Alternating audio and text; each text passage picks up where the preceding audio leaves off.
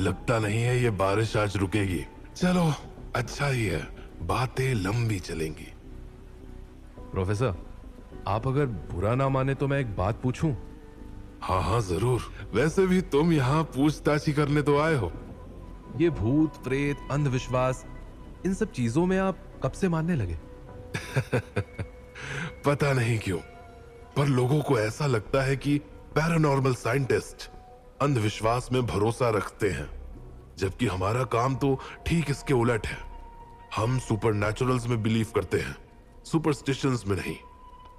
हम लोगों को बताते हैं कि हर उल्टी सीधी चीज के पीछे कोई सुपरनैचुरल फोर्स नहीं होती, most of the times. Strange. Naresh, उसमें स्ट्रेंज कुछ नहीं है। यह आजकल के लोगों का दिमाग मूवीज देख देख कर खराब हो गया है। तो फिर अगर मूवीज में पूरा सच नहीं दिखाते तो असलियत क्या है? I mean, ये चीजें रियल लाइफ में कैसी दिखती हैं? वो सब तो सामने वाले पे डिपेंड करता है। मतलब मैं कुछ समझा नहीं। You see Naresh, souls are energies and energy कभी किसी एक फॉर्म में एग्जिस्ट थोड़ी करती है। Sometimes they change their form, वो बनने के लिए जिसमें उन्हें तुम्हारी सबसे ज्यादा अटेंशन मिले। आप कैसे डिफर कर पाते हैं कि कोई इंसिडेंट नेचुरली हुआ या पैरानॉर्मली? ट्रस्ट मी नरेश, जब आपके साथ कोई पैरानॉर्मल घटना होगी तब आपके मन में यह कंफ्यूजन नहीं आएगा। प्रोफेसर, आप मुझे उस कपड़े के बारे में थोड़ा और बता सकते हैं क्या? I mean, उसकी पूरी कहानी। श्योर। चलिए फिर इस कहानी की शुरुआत करते हैं। एक कप कॉफी और पीना पसंद करेंगे आप? श्योर। तो ये बात है, राजस्थान से 300 किलोमीटर दूर बसे एक छोटे से गांव भीलवाड़ा की। भीलवाड़ा गांव की बात कहूं तो ये गांव आज भी पुराने विचार और रीति रिवाजों से भरी एक जगह है, जहां के लोग कई तरह के अंधविश्वास में यकीन रखते हैं। गांव में कुल 20-25 ही घर होंगे। इसी गांव में रहा करती थी भिनम्मा, जिसकी उम्र यही कोई 60-65 साल होगी। भिनम्मा का परिवार गांव में बसने वाले सबसे पहले परिवारों में से था। एक तरह से कहा जाए तो उन्हीं लोगों ने उस गांव को बसाया था। पर भिनम्मा के माँ बाप का देहांत उनकी शादी करवाने से पहले ही हो गया और उनके जाने के बाद कभी भी उन्होंने शादी नहीं की। पर ऐसा क्यों? लोग कहते थे कि उन्हें अकेला रहना ज्यादा पसंद था। वो ज्यादा किसी से बोलचाल नहीं रखती थी। पर हाँ, भिनम्मा को बच्चे बड़े प्यारे थे। गांव में जब भी किसी के यहाँ किलकारी गूंजती तो भिनम्मा तुरंत चली आती थी। वो अक्सर घर जा जाकर बच्चों की मालिश किया करती थी और गांव के लोगों को इससे ऐतराज भी नहीं था, क्योंकि उनकी देख रेख में बच्चे अक्सर बड़े खुश रहते थे। सब ठीक चल रहा था। पर एक दिन क्या हुआ? एक दिन भिनम्मा गांव के मुखिया के घर पर गई थी। उसकी बहू को लड़का हुआ था और वो उस बच्चे की मालिश कर रही थी। बच्चे की माँ कुछ वक्त के लिए कमरे से बाहर चली गई, पर फिर जब वो आई। अरे अरे लल्ला, तू काहे रोवे है? भिनम्मा है ना थारी देखभाल के खातिर। हट, चुप हो जा लल्ला, शांत हो जा। लगता है तू ऐसे चुप ना ही होवेगा। तेरी खातिर मन ने दूसरी तरकीब लगानी पड़ेगी। सो जा मारा चंदा, सो जा राज दुलारा, बाबा माई आकर, बाबा माई आकर ले जाएंगे चांद के द्वारे। सो जा मारे।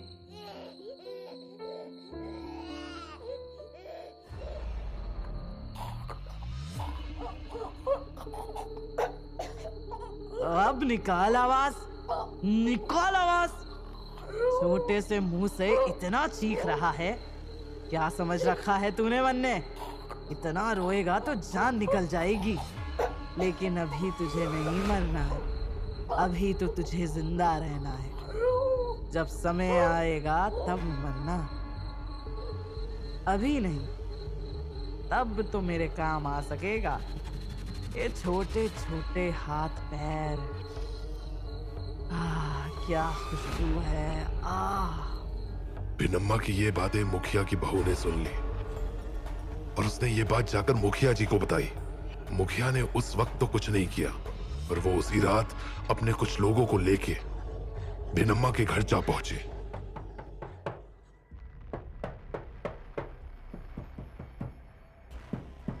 अरे आ रही हूं, पीट पीट के दरवाजा तोड़ देगा का। अरे मुखिया जी, तुम इतनी रात गए हमारे दरवाजे पर क्या कर रहे हो? और ये लोग सब ठीक तो है? लल्ला ठीक है ना? पिनम्मा थोड़ा परे हट, हम सब यहाँ थारे घर की तलाशी लेने खातिर आए हैं। तलाशी? मारे घर की? पर जे किस लाने सरकार? परे हट पिनम्मा। अरे सरकार सुनो तो, क्या बात हो गई? वो सब अभी पता चल जाएगा तन्ने। जग्गू, मोहन, तुम दोनों उस तरफ जाओ और अच्छी तरह से देखो। पर बताइए तो सही, आप सब ढूंढ क्या रहे हैं? इस कमरे में क्या है? वहाँ तो कुछ नहीं है सरकार। ये ताला खोलो पिनम्मा। यहाँ कुछ नहीं है सरकार। ठीक है, मन ने पता है क्या करना है। जग्गू, मोहन, दरवाजा तोड़ दो। सरकार सुनो तो, सरकार।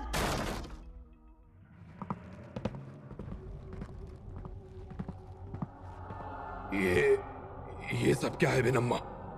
ये क्या था क्या उस कमरे में? एक बड़ा सा पत्थर जो खून से सना था। उसके चारों ओर अजीब सी चीजें थी। उस कमरे से ऐसे बदबू आ रही थी जैसे कोई जानवर वहां मरा हुआ हो। एक बड़ी सी थाल थी जिसमें इंसानी हड्डियां रखी हुई थी, पर वो हड्डियां किसी आम इंसान की नहीं थी। मतलब? ये हड्डियां ये कहां से आई थारे पास? एक मिनट, ये तो किसी बच्चे की लगती है।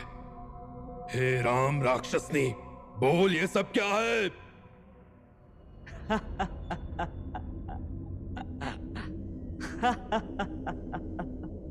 तू भी ना मुखिया, घड़ा टांग गड़ावे। अरे जब मैं थारे से कह रही थी कि रहन दे, जाने दे, छोड़ दे, पर तू माना ही नहीं। डायन, पिशाचनी! तू जानना चाहे था ना कि मारे पास कहां से आई ये हड्डियां? मैं खा गई मोड़े को, खा गई उस मोड़े को। बड़ा स्वादिष्ट था। हे भगवान, तुझे गांव के लोग क्या समझते थे, और तू क्या? मोहन, जा ले आ सबको, आज बताते हैं इस डायन को। तू क्या बतावेगा मन्ने? मारा कोई कुछ ना कर सके है। अरे ये क्या, मन्ने तो बहुत से मोड़ों का खून पिया है। के बताऊं, कितना मजा आता है उनको खाने में। ये सब कब से कर रही है तू? ज्यादा ना, साल के 2-3 बार बस। और ये वाला तो उस सुखी राम का छोरा था, याद है? पिछले महीने डेंगू से मर गया था। एक बात बताओ, छह मोड़ा डेंगू से ना मरो था। मन ने मंत्र फूका और उदय उसकी सांसें थम। डायन, कीड़े पड़ेंगे तुझे, कीड़े। पर जानता है मुखिया, पहले साड़ में 1-2 बच्चे तो पेट भर जावे थे, लेकिन अब हमारी भूख बढ़ रही है। और अगली बारी तेरी छोटी बहू के छोरे की है। मैं थारी जान ले लूंगा। तू तू तू क्या मारी जान लेगा? मैं खुद जय करूंगी, खुद।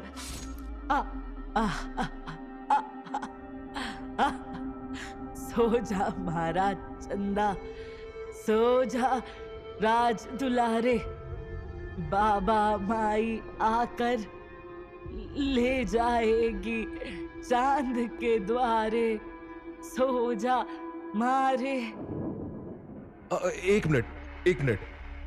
तो आपका मतलब भिनम्मा ने खुद चाकू से अपनी जान ले ली? पर उसने ऐसा क्यों किया? गिल्ट? अगर गिल्ट होता तब तो कोई दिक्कत नहीं थी, लेकिन उसका मकसद था अपना शरीर त्यागना, क्योंकि यह तो बस भिनम्मा के खौफ की शुरुआत थी। उसके बाद जो हुआ वो किसी ने सोचा भी नहीं था।